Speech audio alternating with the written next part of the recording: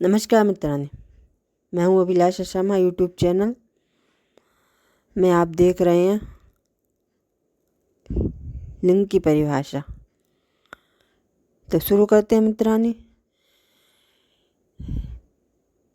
लिंगस्य परिभाषा। एन शब्दस्य पुस्त्रीन् पुंसकत्वं ज्ञायते तथा लिंगम इति कथ्यते। लिंगस्य भेदा त्रय सन्ति। पुल्लिंगम। एन शब्देन पुरुष एव बोध्यते सा शब्दा पुल्लिंग इति कथ्यते। उदाहरणं यथा रामा, नरा, बालिका आदि। स्त्रीलिंग। यह शब्दा स्त्री जाति बोधयति स स्त्रीलिंग शब्दा इति कथ्यते। उदाहरणानि सीता, बालिका, माता आदि। नपुंसकलिंगस्य परिभाषा।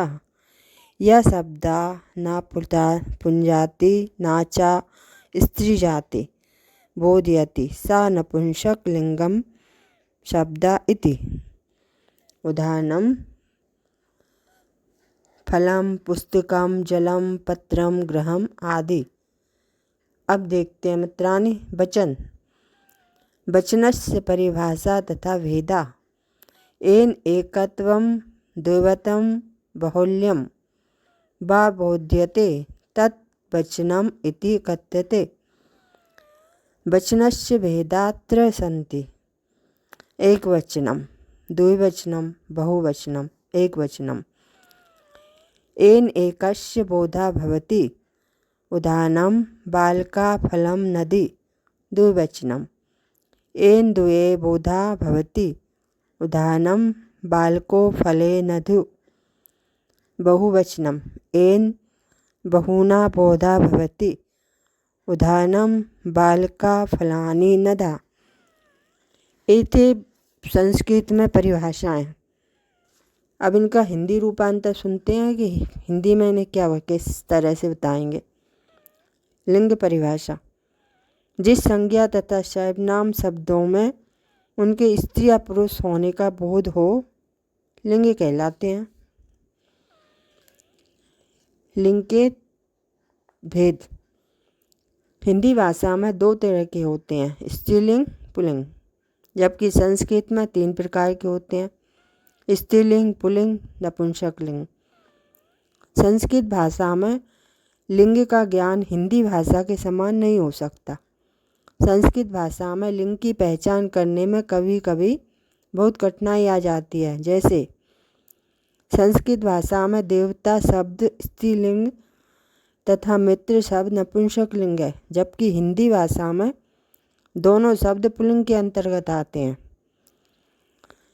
अब इनके भेद देखते हैं। पुल्लिंग। जिन संज्ञा का सर्वनाम शब्दों से पुरुष जाति का बोध हो उन्हें पुल्लिंग कहा जाता है, जैसे मोहन, रमेश, सिंह आदि आदि। स्त्रीलिंग।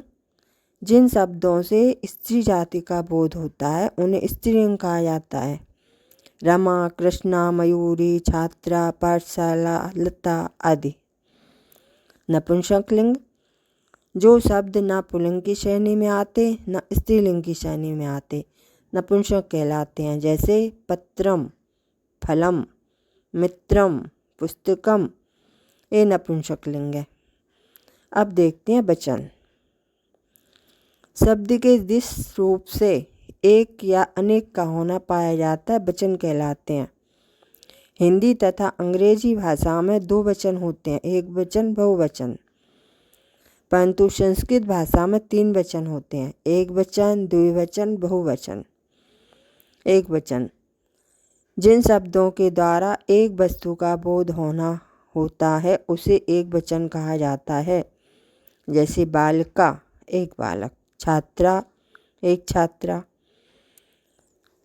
रामा, एक राम, फलम, एक फल। द्विवचन। जिन शब्दों के द्वारा 2 वस्तुओं का बोध होता है द्विवचन कहलाते हैं, जैसे बालको, 2 बालक, रामो, 2 राम, छात्रे, 2 छात्राएं, फले, 2 फल।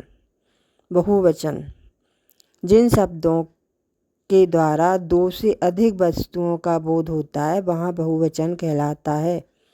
जैसे बालिका बहुत से लड़के, रामा बहुत से राम, छात्रा बहुत सी छात्राएं, फलानी बहुत से फल।